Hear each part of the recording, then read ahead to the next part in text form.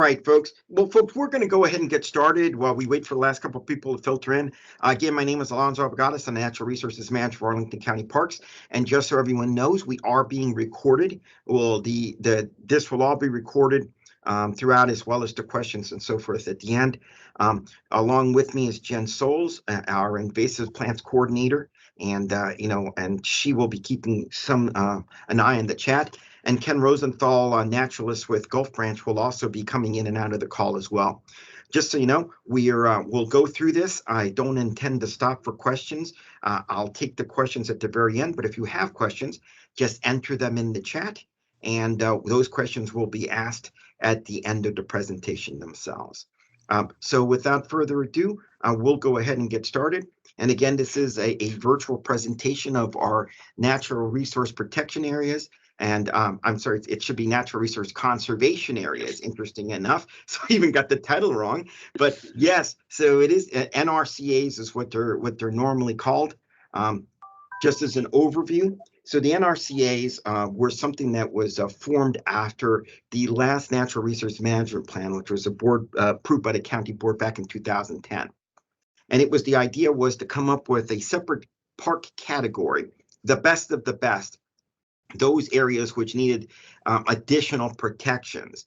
And so after looking through the county at park properties, those which are owned just by county parks, they discovered a few different things. First of all, they found that there were 7 locations which were broken down into more smaller parcels, which either had very little disturbance, had very little in the way of invasive plants, still had some of the more significant things. So it's because it was undisturbed property. They had significant trees, they had significant geologic features and so forth. And so a new category of NRCA, Natural Resource Conservation Areas, was formed. Now, it only totals 126 total acres, okay? And that's only 0.8% of the remaining county-owned natural lands. Just as some background, if you were to divide up the county, everyone is, of course, not going to be surprised that this is an urbanized county. And as such, those things that we consider natural lands, there's only 4.4% natural lands left within the county. Of that, only 1.6%, or 248 acres, are owned by Arlington County Parks, okay? So of that subcategory, the 126 acres were set up as natural resource conservation areas. Those are 7 different park locations. You can see them listed on there, and you can see their distribution kind of follows along the 2 main waterways that we do have in Arlington, both the Potomac River and 4 Mile Run. That's where a lot of them are, I should say. As far as what became an NRCA, the criteria for inclusion included an analysis of the intact significant natural resource features. So those are both geologic, hydrological, as well as botany and botanical, as well as fauna. And again, those that came to light as being undisturbed, very little invasives, had surviving elements of these kinds of things, whether they're rare plant communities, whether they were county champion trees, whatever. Those were the ones that became NRCAs. And again, the big thing was that it was mostly undisturbed property. So there was a plan made up for each of these. In fact, now there are 7 individual natural resource management plans for each of the individual NRCAs, okay? And of which there's lots of different things about how the park managers as well as the public will own them. Each of them also, should any construction or any kind of land disturbance be done inside the NRCAs, the idea is that they would check in with parks and with me, and we would try to minimize whatever it is. Now, if it's an emergency type of thing and they have to do something, that's one thing. But any planned activities or anything like that, we're supposed to mitigate whatever the damage is or try to find an alternate way of what they could do things. Because again, when you only have this small amount of land, we're trying to protect the best that there is.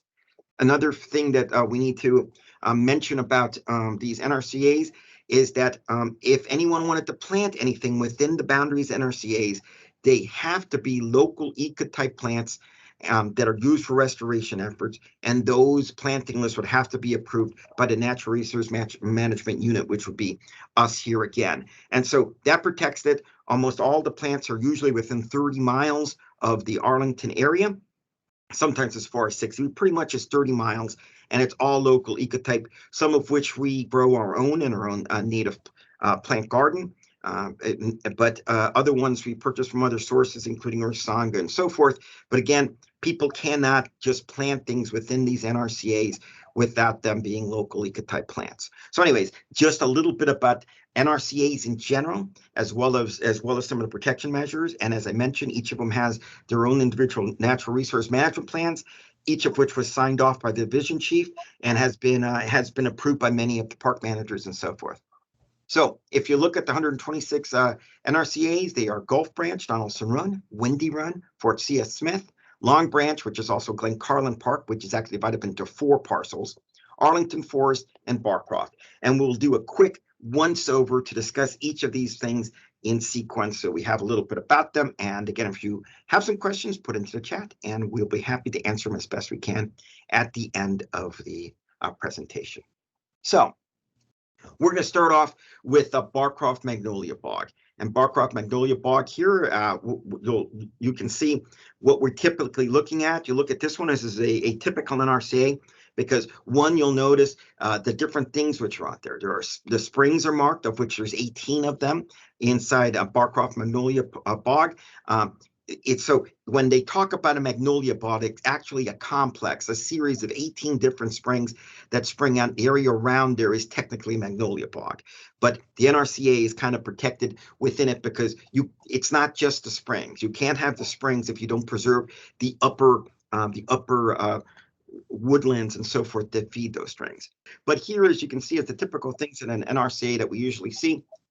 This particular one, you will notice again, it's marked off which are the natural resource conservation area parts. You'll notice that there are significant trees marked off in there. In this case, you see hydrological springs, the 18 of them, well, not all of the 18, but that as well. There's globally rare plant communities as well as globally rare wetlands all presented here. And that's the sort of thing which is typical of an NRCA. And I'm starting off with Barcroft, one, because it's a very special one. It's a globally rare one, as well as that it covers a lot of the features that we normally see in most NRCAs. And so it's good to discuss them here. When we look at this particular NRCA, it's made up of 24 acres, which are considered natural resource conservation area itself. And this is within the 65 acres of park. And as such, this is the most ecologically significant site that's owned by Arlington County Parks, okay? It's incredibly important and also a very good example of how we try to meet as much demands as we can, because in this particular thing, part of the park, so 24 acres is NRCA, very protected. You have to talk to us if you do anything in the park. We're very strict about what we're allowed to plant there and so forth. And the other ones are very much ball fields. There's a recreation center in there. There's all sorts of things. And again, it's just one of the ways that the county has tried to divide up as best as possible with multiple different competing interests. And I think we kind of hit the mark as best we could with this particular magnolia bog. So again, there are one globally rare and one state rare wetlands. So the magnolia bog, which again is a globally rare thing. There were only, at one time when it was first discovered, it was one of 13 magnolia bogs in the world. Now it's up to about 1 out of every 24 or so. So it is a state rare thing as well as a globally rare thing. All right, so that's one. Also below it, and it's what most people, if they come visit the park, assume is the bog, is the acetic seepage swamp, of which it's a state rare type of thing. So it's an S3, okay? So the state that delineates it is a state rare type of thing. So the globally rare part of it is, again, as I mentioned, a series of 18 separate freshwater springs. So the water gets up the top of the hillside, can't escape, and where it finally springs forward, that's where you have these seeps and where you have these springs, okay? And around those areas is what really is the magnolia bog. So it's not, one little area, it's 18 separate pieces which are all put together as a complex and so forth. So in this particular theory, there are 23 different kinds of plant species which are found in no other park but in in Barcroft. And in fact, we're hoping that we can get a few of those and move them to other locations so that if something ever were to happen in one of these, and that's already happened at least twice, where two plants that were only found here disappeared for one reason or another. And of course, we didn't have a backup location. So we're going to do our our home to try to find other places that we can start additional colonies. But anyways, that's that. On top of everything else, there's another 36 or so species, which are very limited. They're only found in 2, maybe 3 other parks. So a lot of things there.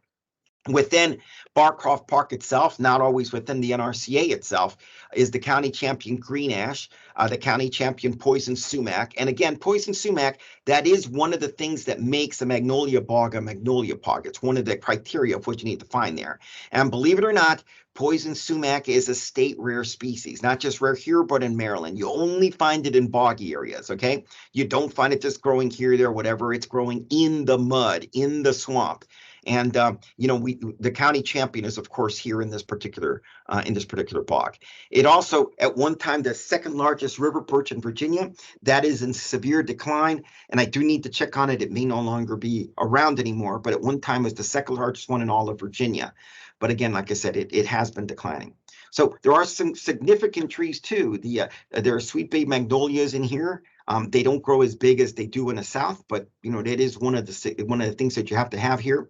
There is also naturally occurring swamp chestnut oaks, and there's 4 hybrid oaks, naturally occurring oaks, which have hybridized, which are very rare, and you don't find them in too many other places.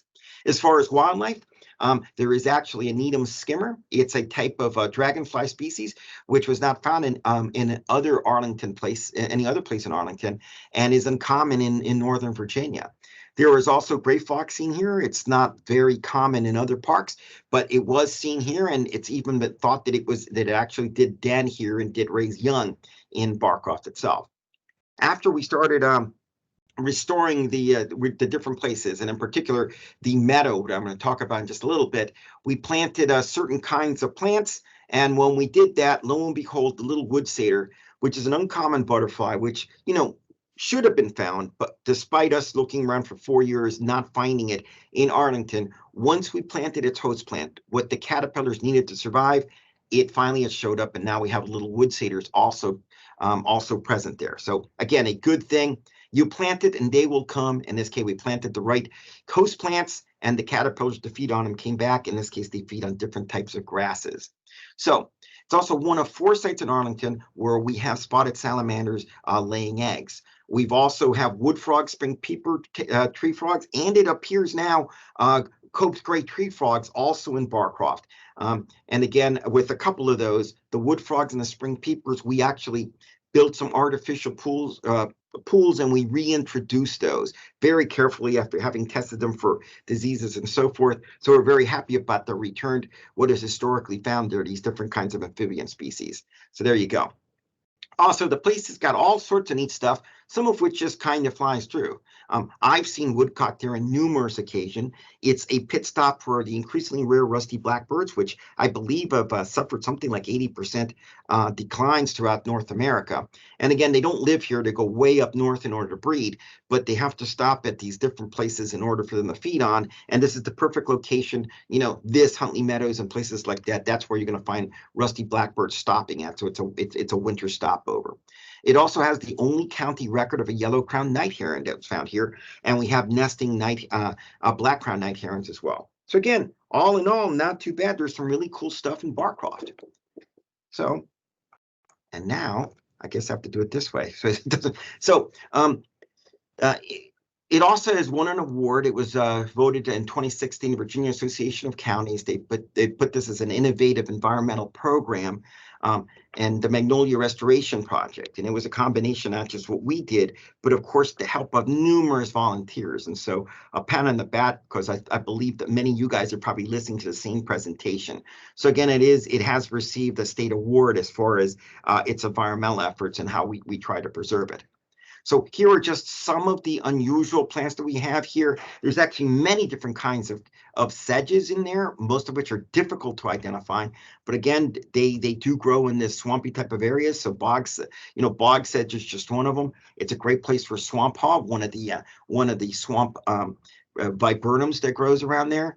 There are some really cool things called swamp sweet bells or swamp Mary bells, which look like little blueberries that are hanging, hanging there in the low shrubs and so forth. Again, another wetland species, along with, I mentioned, poison sumac, which is again a rare species because of its habitat requirements throughout Maryland and Virginia and DC.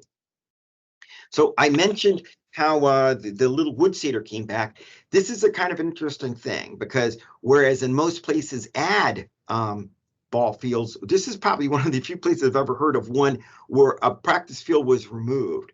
Now, granted, there were some other reasons that this particular one was removed, but part of it was to form a buffer around the bottom end of the bog complex. And so it was removed, along with the shelter that was there. And restoration plants were done, including, as I mentioned, a lot of different kinds of things. And by the way, most meadows really are 50 to 70% grasses. So granted, most people, when they think of a meadow, they think of flowery species. And so I put this when it's in bloom, as it were. But in reality, what really makes up a meadow is mostly grasses. And those grasses are what allowed the little wood cedar to come back because that's what its caterpillars feed on. So again, where people removed the ball field, we've actually, where people usually add ball fields, we took one out and it's now a fully functioning meadow, a beautiful thing, lots of neat things there. And every year new stuff seems to show up or we restore to it. We restored several plants to this particular place that were not found in other places. These are things that historically were found there. And one of the things that we try to do is restore the ecosystem as best as we can. So for example, in this particular area itself, we've put sweet crab apples, which are still found in Alexandria and Fairfax, which had disappeared from Arlington. So we returned those into there. And we also returned green milkweed, which is one of the milkweeds which had disappeared from Arlington, and we have restored it here. And again, that's one of the things we continue to do is when you add stuff, other things follow. We added the grasses and the little wood cedar, as you can see here, followed. And that's what we want to try to do and will continue to do. So there is that. I mentioned again the little yellow-crowned night heron. That is the picture taken right there at the Magnolia Bog. And the rusty blackbird was not taken there. It's actually, it took that over in Huntley, but the same idea, they do stop through here. Other things that use this, we have an interesting area up at the top of a hill here where it started off as a gray fox den. Then it's been taken over by red foxes. Last year, they lost out to the raccoons. This year, they came back again. And this year also, now they're sharing the den next to it with the groundhog. So a very active series of dens over there. And again, all, as you can see here, captured on our game cameras. We do have videos, which we'll start posting on the Natural Resources website so people can kind of see them, including the wonderful things. It's kind of neat watching foxes play with each other, running around, doing all this kind of stuff as well. Other things that show up on game cameras are coyotes, and we have shown that there are coyotes in Barcroft Park. In fact, we had not this particular coyote, but another coyote that actually was interested in that fox den and trying to dig them out. So we do have lots of things that we don't always see, but with game cameras and so forth, they are around and they call that place home as well. So that's a quick once over, probably longer than I probably need to take on Barcroft, but it is, again, a unique thing that we have. That's Barcroft. And moving on to the smallest of our NRCs, this is Arlington Forest Park. Tiny, it's 1 acre big, and what used to be a very common system, a very common habitat throughout Arlington, were these dry, impoverished soils. And usually that was the case, but most of them have built on and so forth. So this is a remnant. You can see Arlington Forest, and you can see some of the plants that have come back in there. And again, where it kind of is, it's right in front of the steakhouse and so forth, the Outback. But again, a neat little park that is easy to overlook. So some neat things about Arlington Forest. As I mentioned, it's the smallest NRCA. It is as far as habitat communities, it's considered dry gravel cap, a xeric oak, meaning that it's a dry oak, or sometimes it's just called poverty oatgrass glade because the most common species of plant there is poverty oats grass, which grows in very poor soils. So again, it usually consists of a dry canopy of dryland species of trees on these poor upland soils, and then there's just a little bit of cover here and there. We're now trying to return it to what it was because there's been several invading types of things in here, including some native plants that really that are fine in other places, but we really want to keep this to what it originally was and preserve some of it. Other types of rare plants here includes not just the Proudby oats grass, but St. Andrew's cross. It's one of 2 sites that we have coralberry in. There's globe flat sedge, which again is only found in 2 parks, and the only place that's found here, and this was found after the biotic inventories were done for this place, there's orange grass or pineweed growing here. And by the way, because there's a path that goes to the middle and it does have path along the edges, it's the only NRCA that really is accessible to people with disabilities, and something that hopefully we will work on. The park manager is working on a sign to kind of explain a little bit more about why this is such a special habitat. Oh, and by the way, something that we hope to do, Natural Resources Unit is hoping to lead, once we're back to normal days, walks into each of these parks so that people are able to learn more about them firsthand. And that is something that we hope to do sometime in the very near future. So anyways, Arlington Forest.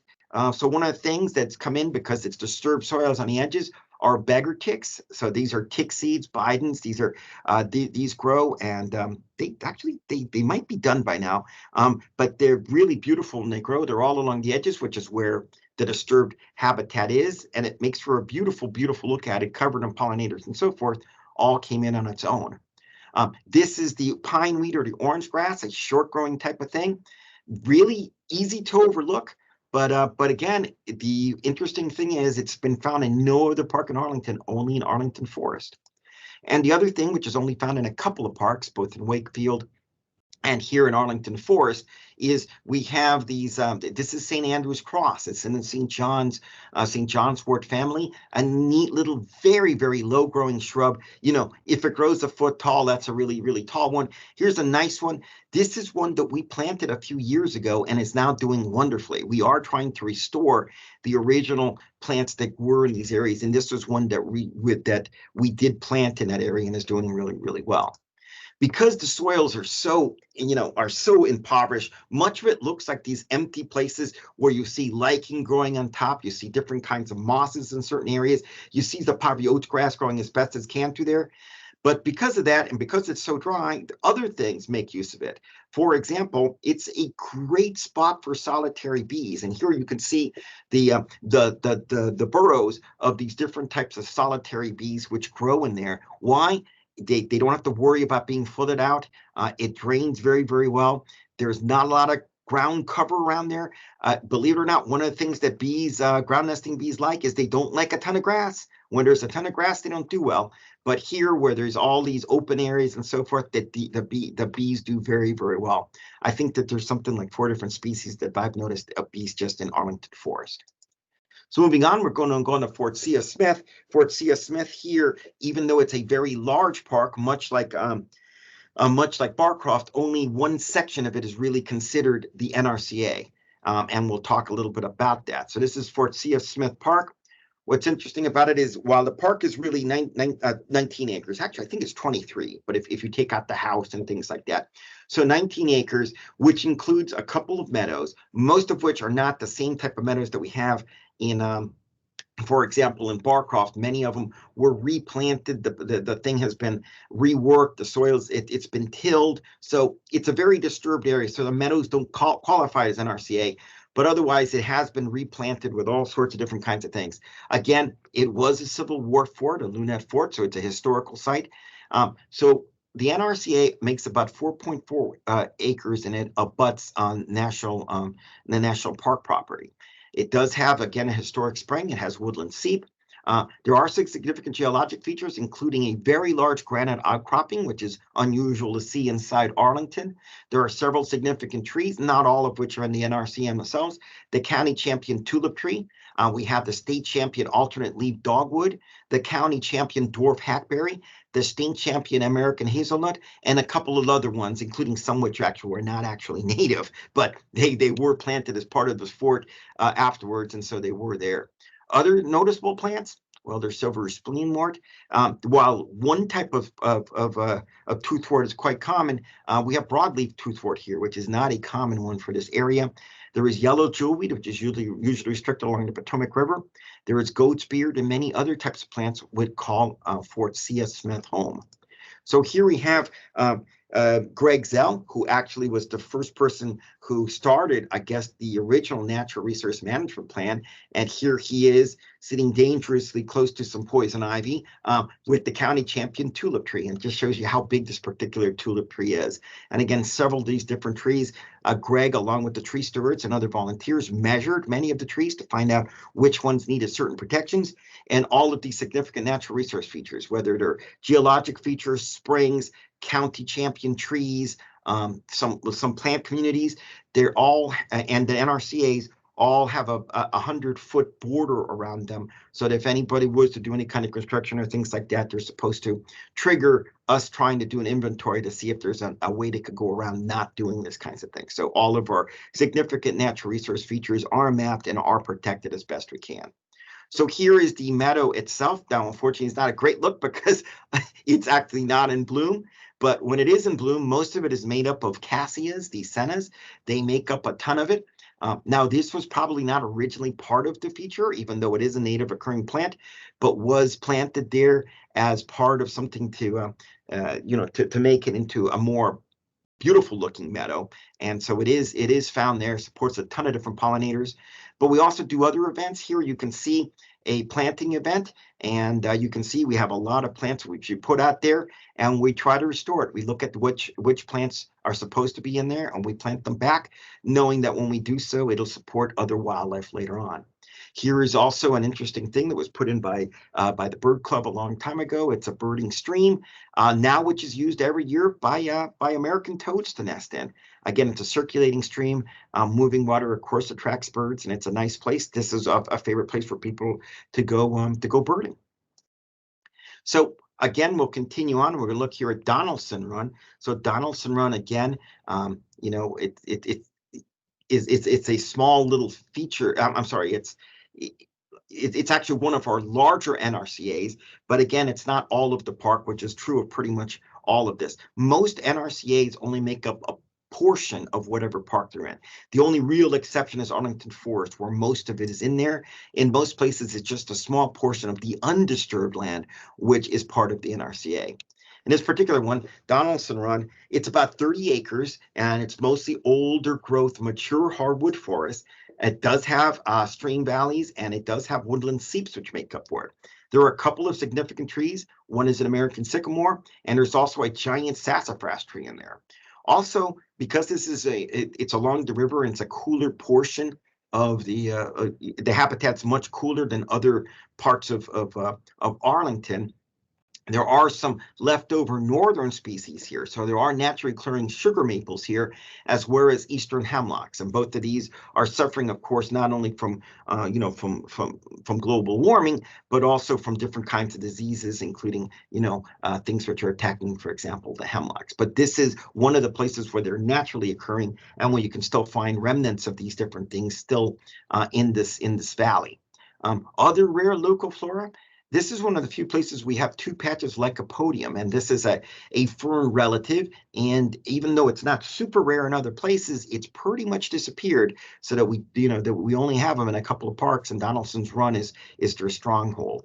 We have early saxifrage. There are umbrella magnolias here, which is not common to find in Arlington. Roundleaf parolas, a beautiful, neat little plant called starlight campion. There is some rare plants which you rarely see here, although you can find them much more common up in the mountains. White-flowered leafcap, goatsbeard, and many, many others make up just some of the unusual plants inside Donaldson Run's NRCA. All right, so we're going to look at this next one, and this is an interesting one because this is Glen Carlin, and Glen Carlin is not only it's the biggest park that we have in Arlington, the biggest natural park that we have. And as such, not all of it is just NRCA. So it's actually broken down into 4 different segments or parcels in here, okay? Some of which are better than others because, again, where there's a lot of disturbance, we couldn't call it as part of an NRCA. Now, we are working, and we'll see what comes of this. As you guys probably know, we are now updating the Forestry Natural Resource Management Plan. I hope that when the engagement piece comes out of there, you will be involved. in some of the engagement themselves with your proofs, your edits, and whatever suggestions you do have. But as part of it, we have asked as our contractor, American Forest, to come up with a new category of a way to protect these different places. Not so much like NRCAs, because one of the big things about NRCAs is it's pretty much undisturbed. But now we've really worked on fixing a lot of these things. We've gone out of our way and we've restored a lot of this, controlling invasives, returning the natural flora by to restoration plantings and so forth.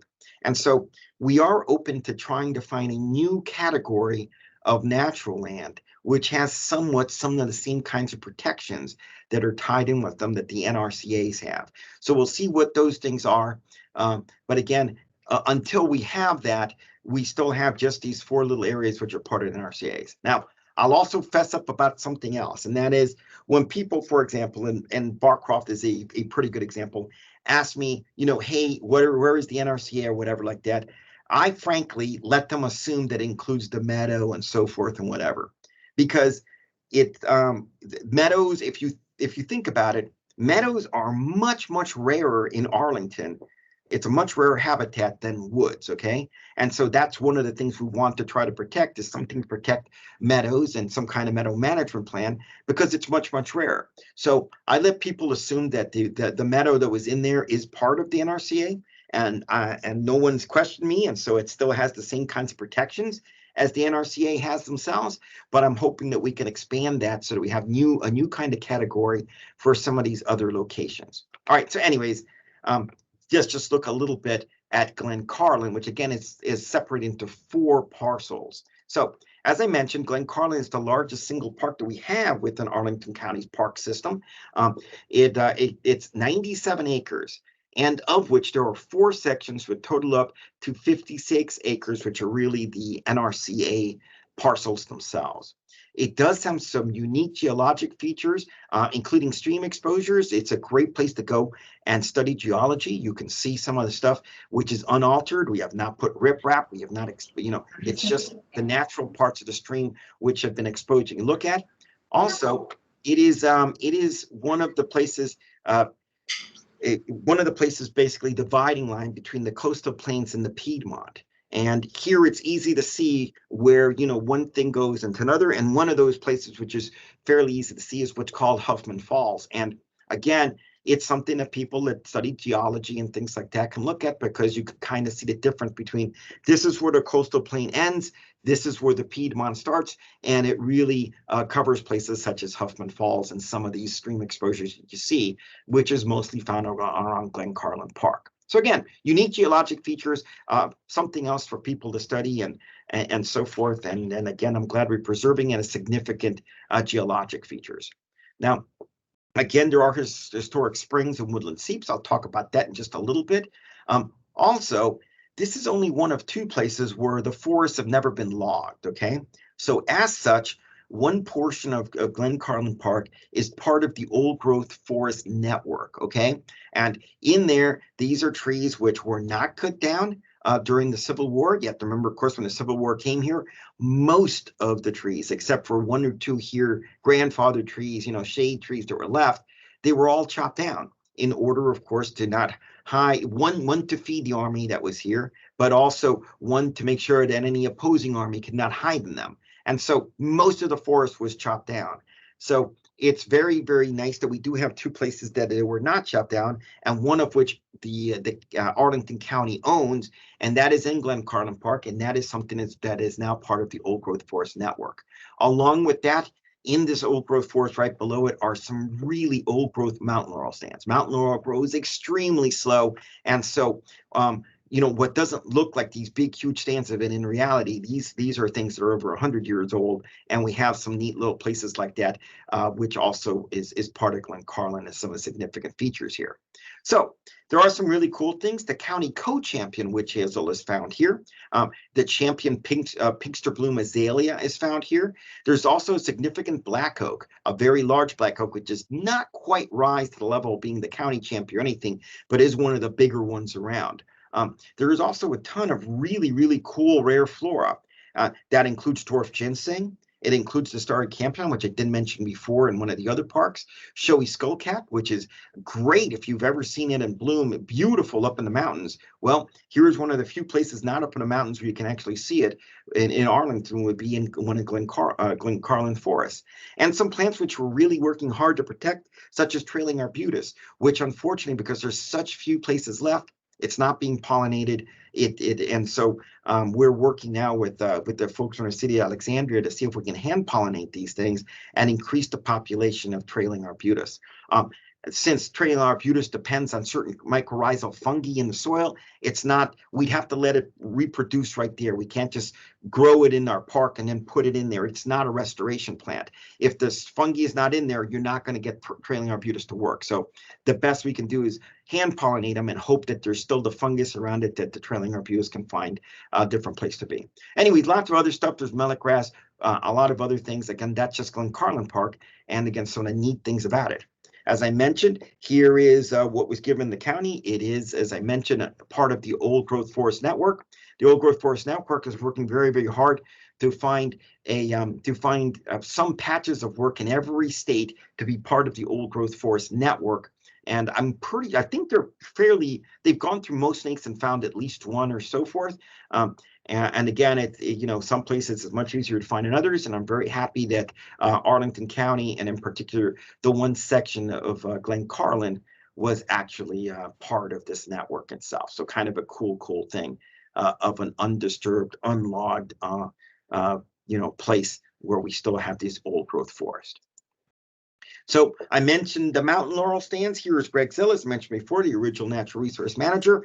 And here he is, what next to him is a gigantic mountain laurel. Now, again, it doesn't look very big. They don't grow big. These are very small types of plants that grow extremely slowly, but we have some really nice stands of what your mountain laurel, which, up in other places was not always received well. It's in the countryside, they sometimes call them mountain laurel hells because they're so thick so you can't see through them because they're evergreen. But again, we don't have any of that in much of Arlington, and we're glad that we preserved some of it here in Glen Carlin. So again, we do have these old age mountain laurel stands in parts of Glen Carlin.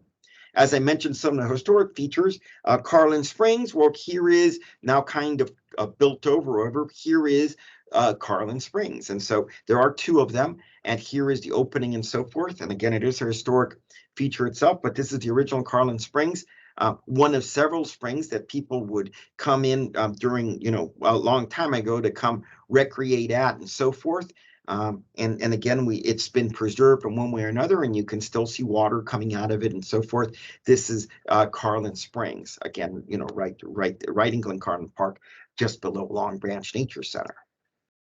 So anyways, that's just covering that in a very, very quick manner. So now we can go right to, we're wrapping things up. We'll go to Gulf Branch Park. So we covered Long Branch as part of Glen Carlin. Gulf Branch Park also is pretty important. It's where another nature center is. And again, it's up at the top, but down below there is the actual NRCA itself. As I mentioned, because it's undisturbed soils and so forth, that's what we look at. Unfortunately, much of the stuff near Gulf Branch and so forth has been disturbed for a variety of different reasons. And so wouldn't qualify as NRCA, although it's still very, very good woodlands and so forth. But again, but it is part of Glen Carlin Gulf Branch Park itself. So the Gulf Branch NRCA is not a big part of the park itself. It's only 5.4 acres. But again, the other parts of Gulf Branch are pretty neat in and of themselves. Gulf Branch, that area itself has some really cool wildflower viewing areas where you can see some really cool, mostly ephemeral spring wildflowers. Some of the locally rare flora include things like shining club moss, common ground pine, interrupted fern, eastern figwort, Indian cucumber root, and a bunch of others, all of which, again, can be found along Gulf Branch itself and if you get into National Park Service property and then on their land, or I should say, as you get closer to the river, then closer to the river as well. Gulf Branch also has the county champion American beech. There is a rare Barcroft oak, which is a hybrid of two other oaks. It's naturally occurring. It's not like people cloned it or done anything like that or worked it. It is actually something which naturally occurring. It's called Barcroft oak. And as far as I know, there's only one in the whole county, and it is in Gulf Branch.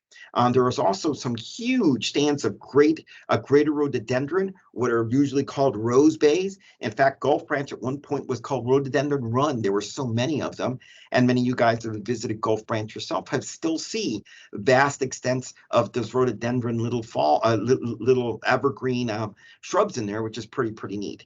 Again, because this is a cooler part of the county, you still have remnant eastern hemlock and sugar maples that are also found here. Here's Matt Neff, and you can actually see him next to the county champion American beech tree. Here I mentioned India cucumber root, only found in a couple of different places. Really cool. An edible plant, but again, please don't eat it because we don't have a lot of them left. But that is India cucumber root in a stand, which Jen Souls was nice enough to provide for me here in Gulf Branch itself.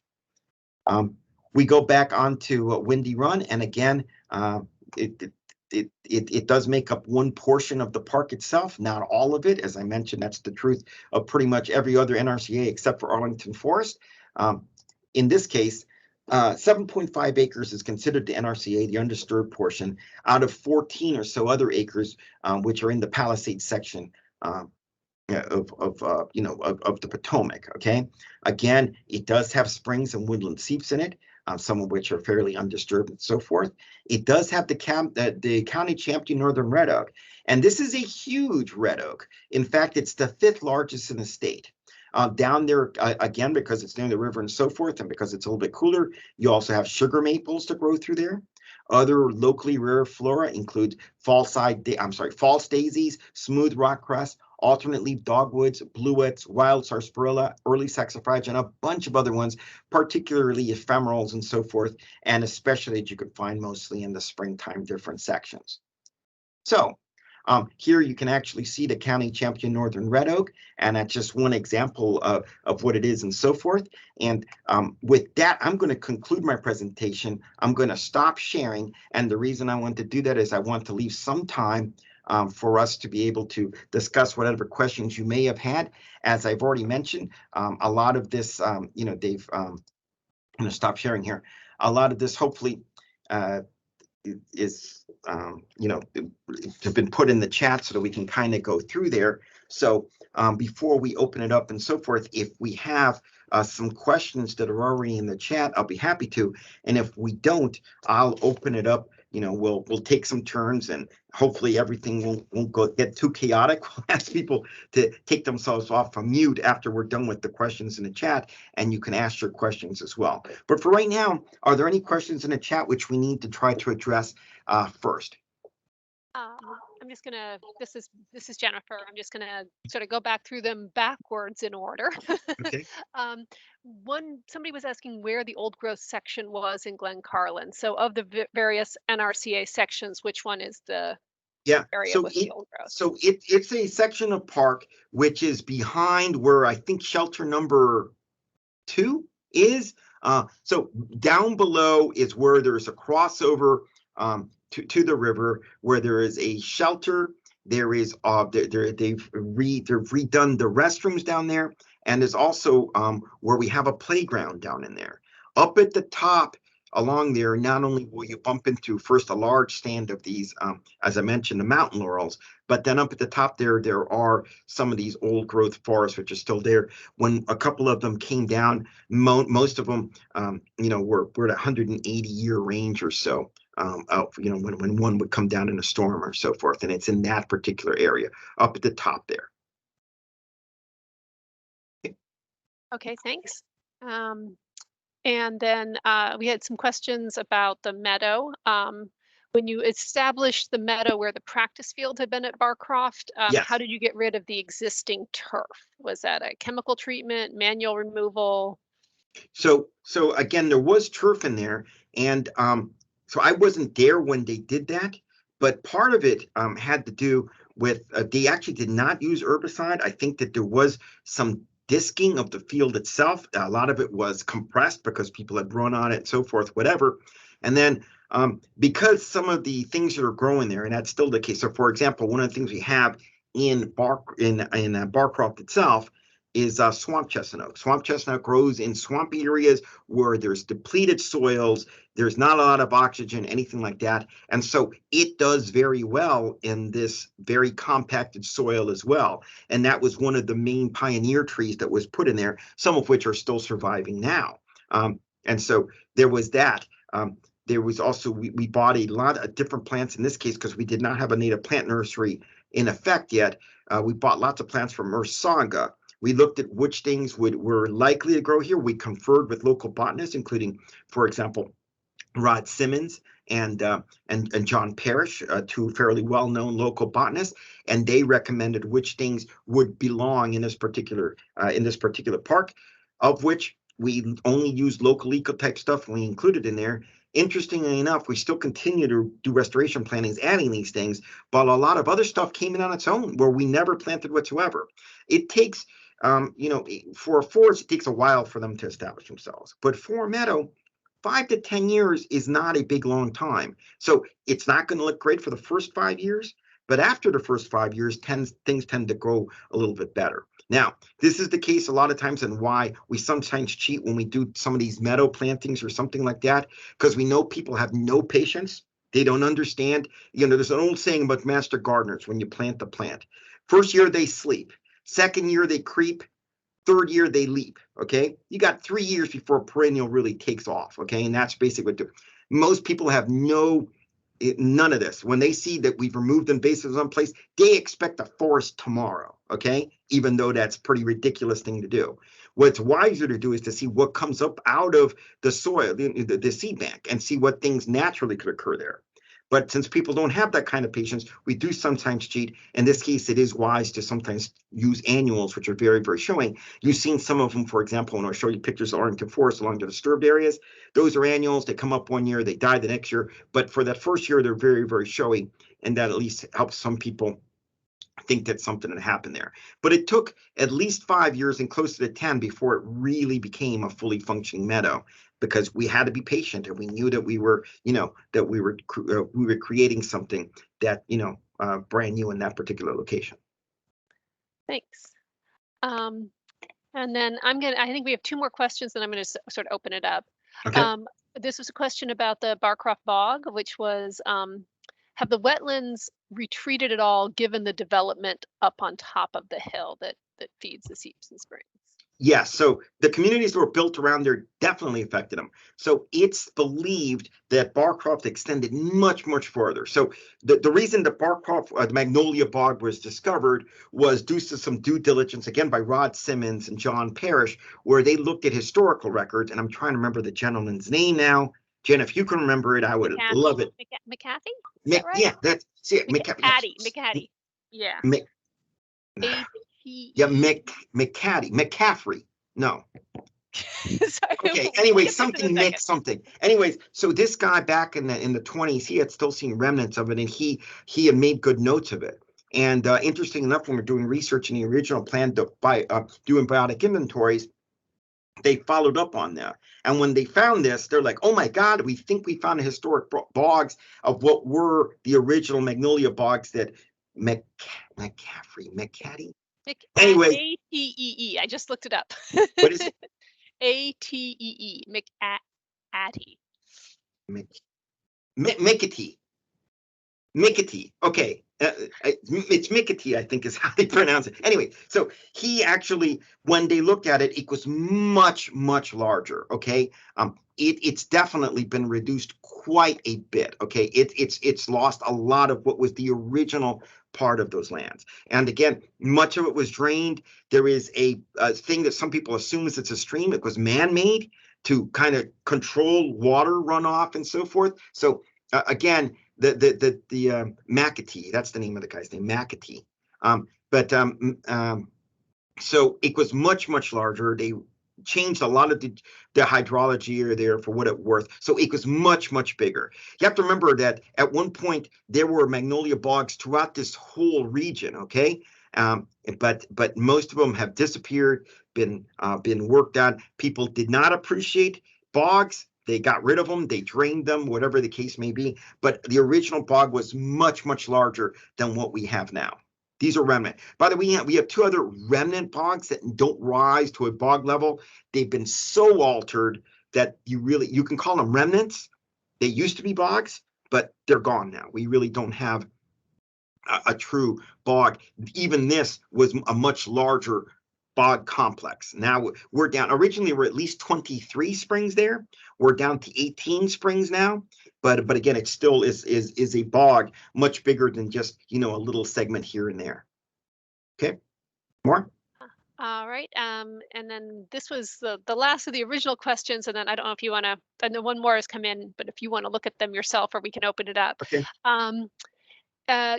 Are you concerned about adding density in housing in Arlington? And will these areas, the NRCA's, be properly protected if we increase housing density? So one of the original #1 recommendations in the original plan, and something that's been proposed and no one has argued about at this time, is zero loss of county-owned natural lands, of which all the NRCA's are, okay? So supposedly the county board has gone on record at least 3 different times saying zero loss of county-owned natural lands, something that will be repeated, if I have my way, with this year's plan as well, okay? So they should be protected. Now, protecting them involves a lot of different things. Remember, you can't preserve just the springs. You have to preserve the upper portions of the forest that come into there, okay? If you don't protect them, you're still altering the hydrology, okay? So yes, I'm always concerned about this kind of thing and whatever the case may be, but the county board has made a pledge of zero loss of natural lands, and that is kind of what natural resource conservation areas are. And I just saw a warning that we're running out of time, so let's get on with the last couple of questions. There was another question you said? Yeah. Jeff asks, are the heavy rains associated with climate change, these downpours, causing any erosion problems in these intact NRCA areas, or are they more resilient because they are knit together with the diverse plant communities? So yes, that's always a case, that's always something that does happen. You have to remember that the water that comes in from there is not just from the forest themselves. There are lots of other areas that they come in on, and that does cause issues. You have to remember, for example, 4 Mile Run was just a meandering system of streams at one place. It was not a dugout one single way. And the way that the county, as many other jurisdictions, approached this long time ago is they basically channeled everything, rip-wrapped it, and made one single thing, most of which are very well eroded, much lower than what the original floodplain was. And now that is something that when they start to restore streams and so forth, they try to add some semblance of this natural flood controls. So there is always still a concern with flooding, erosion, and so forth. We don't want to add to it. It's something that people are worried about, and that the county is looking into ways of trying to also do with. So. Okay. All right, now we go another question and another. Yes. Is it realistic to aim for greater protections for the southern segment of Glen Carlin Park, which I believe is, I think, Connie, correct me if I'm wrong, but what is not currently in an NRCA? The dog park is causing erosion in that area. So you got to remember that some Glen Carlin Park, remember that was grandfathered in. If they were to do another dog park, and there's been every year, there's multiple people who are asking for dog parks, okay? Big, huge dog lobby out there, okay? But if this had been done now, there is no way that particular dog park would have been granted permission to be there, okay? We learned from our mistakes, but it is grandfathered in. It's grandfathered in. It's also the only dog park that has no fencing, okay? So this is one of those things that we're kind of living with from the past, but in reality, it's not something that you can expect the county to, again, approve of. Because, again, that park, it also might have been one of the first dog parks that we had. It's grandfathered in. People are used to using it, so forth. People have been using it for generations, but the bottom line is that it would never be approved again. And so I don't see us approving any of those same kinds of plans again. There'd be a ton of people who say, no way. There's tons of environmental reasons why you want to do it. So it's not likely to happen. All right. We're going to be running out of time. Hopefully we'll get to these last questions. Allison asked if there have been any unpleasant surprises or pleasant surprises that came up as you've been working on the program. Yes and yes. There is always, okay, I could go through a whole list of the neat things. I've been working the county now for what, 30 years? Full part-time, if you include my part-time, at least 30 years, okay? 28 years, whatever the case may be. And in the time, I've seen some wonderful positive changes, including us controlling invasives, restoring natural lands and new things there, and things have come back to replace it. And when you plant it, things will come. Whether it's a little wood satyr, now we've got bobcats showing up. We have regularly now, we have turkeys that show up everywhere, even at Central Library, right? We have these all the time. We have all sorts of things that are now coming in there. The original Natural Resource Wildlife Action Plan, the document said that there were no skunks in Arlington. Yep, there are skunks in Arlington. Just ask the animal control officer who got sprayed by one many years ago. Folks, we have these positive changes. I've also seen some sad changes. There are things now which have disappeared in some of our parks. Not going to go into reasons why, this or whatever, but it does happen. So I've seen both the good and the bad, and I'm hoping that I will see much more good as people are involved and much less bad. People now realize there are two different ways. There is a lot of you folks are interested in this sort of thing, and and that's the kind of thing that we hope we will try to continue to do. So I expect to see much more good than bad.